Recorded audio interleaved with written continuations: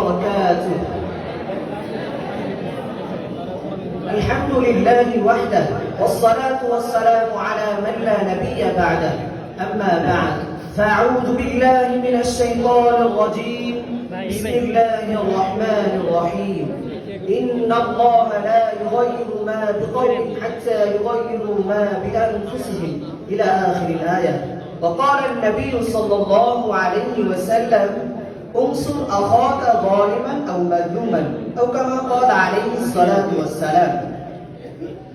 আল্লাহর পক্ষ থেকে আয়োজিত অধ্যকার সেমিনারে উপস্থিত সম্মানিত সভাপতি, বিজ্ঞ বিচারক মণ্ডলী, সুদক্ষ পরিচালক, ব্যথার্থ হৃদয়ের স্নিগ্ধ পরশে প্রিয় উস্তাদবৃন্দ ও চলার পথের প্রিয় সাথী ও বন্ধুবর্গ, সকলকে জানাচ্ছি আমার পক্ষ থেকে শীতের সকালে শিশিরে ভেজা অপরজনীতে শব্দ ফুটা সুগন্ধমোহিত একরাশ টাটকা গোলাপের শুভেচ্ছা ও অভিনন্দন।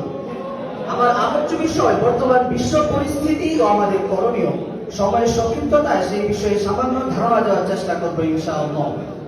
প্রিয় উপস্থিতি, আজ আমরা এমন একটি সময় দাঁড়িয়ে আছি যখন সমগ্র বিশ্ব অস্থিরতার আগুনে দগ্ধ। পৃথিবী নানা পরিবর্তনের মধ্য দিয়ে যাচ্ছে।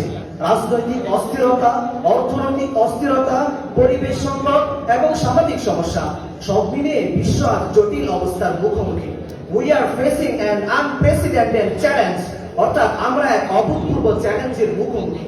একদিকে যুদ্ধ, অন্যদিকে অন্যায়, অবিচার, কোথাও দারিদ্র, কোথাও মানবাধিকার লঙ্ঘন, আবার কোথাও মুসলমানদের রক্ত প্রবাহিত হচ্ছে। আরাকান, ফিলিস্তিন, কাশ্মীর, সুদান, কোথায় নেই আমাদের কান্না। অমুসলিম দেশগুলো ঐক্যবদ্ধ হয়ে মুসলমানদের নিঃশেষ করার জন্য বিভিন্ন কর্মপন্থা অবলম্বন করে যাচ্ছে। তথ্যসূত্র আল জাজিরা। প্রযুক্তি দ্রুত এগোচ্ছে, কিন্তু মানুষের হৃদয় দ্রুত কঠোর হয়ে যাচ্ছে।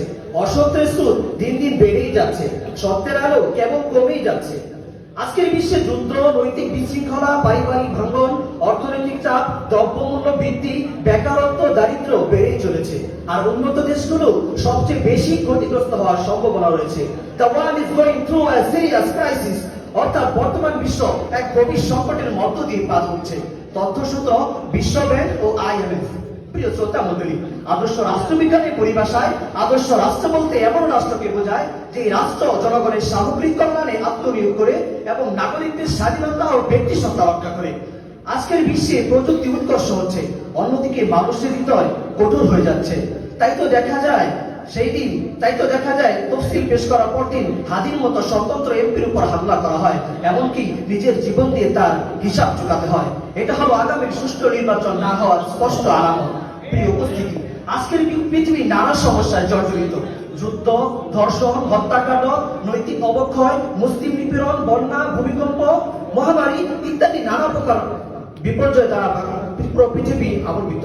প্রিয় শ্রদ্ধেয় সম্মানিত উস্তাদবৃন্দ এবং আমার শ্রোতা মণ্ডলী, আমি আমার করণীয় সম্পর্কে কয়েকটি পয়েন্ট উল্লেখ করার আগে এমন প্রেক্ষাপটে আমাদের পথ দেখি আল্লাহ তাআলা কি বলেন, চলুন তা জেনে নেই। আল্লাহ রাব্বুল আলামিন সূরা রাদের 11 নম্বর আয়াতে ইরশাদ করেন, ইন্নাল্লাহা লা ইউগাইয়িরু মা বিকওমিন হাত্তা ইউগাইয়িরু মা বিআনফুসিহিম। We must improve ourselves before expecting change around. অর্থাৎ চারপাশের পরিবর্তন হওয়ার আগে নিজেদেরকে পরিবর্তন করবে। আর আল্লাহ তাআলা বলেন, কোন জাতির অবস্থা পরিবর্তন সেই পর্যন্ত পরিবর্তন করেন না যতক্ষণ না নিজেরা নিজের অবস্থা পরিবর্তন করে। এমনিভাবে আল্লাহ তাআলা অন্যত্র ইরশাদ করেন, যাহারা ফাসাদু ফিল বারি ওয়াল বাহরি বিমা কাসাবাত আইদিন নাস। আজ আমরা সেই দৃশ্য চোখের সামনে দেখছি। যুদ্ধ, ধর্ষণ, হত্যাকাণ্ড, নৈতিক অবক্ষয় সবকিছুই মানুষের কৃতকর্মের ফল। এই অস্থির পরিস্থিতিতে আমাদের করণীয় কি হতে পারে তা বোঝার জন্য আমাদেরকে ফিরে যেতে হবে আল্লাহর কিতাব এবং রাসূল সাল্লাল্লাহু আলাইহি ওয়াসাল্লামের সুন্নতের দিকে।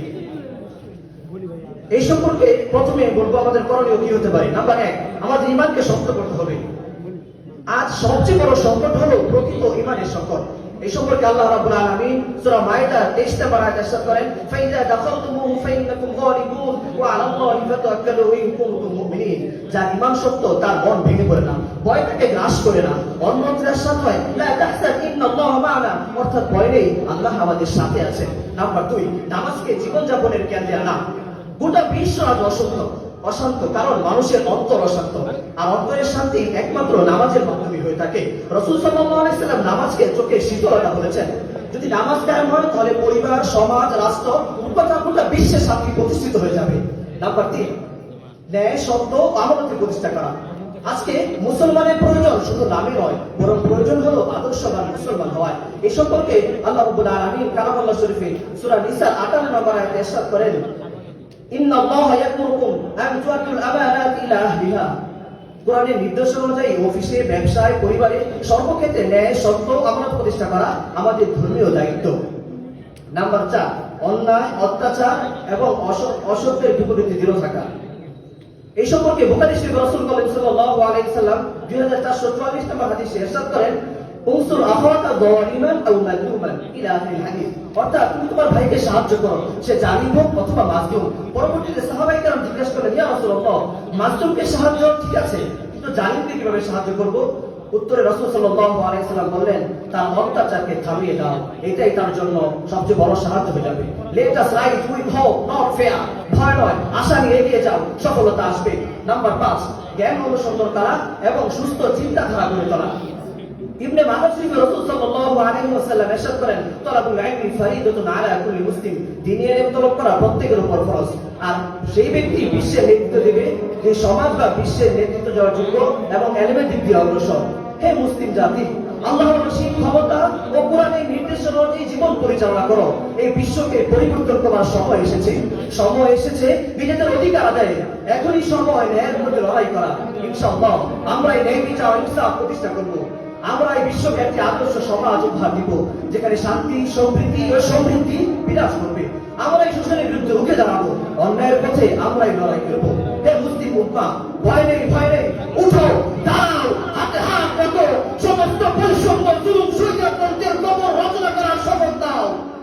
হে হতাশাগ্রস্ত জাতি, আসো আল কোরআনের কাছে, আমরা তোমাদের মুক্তির বার্তা শোনাবো।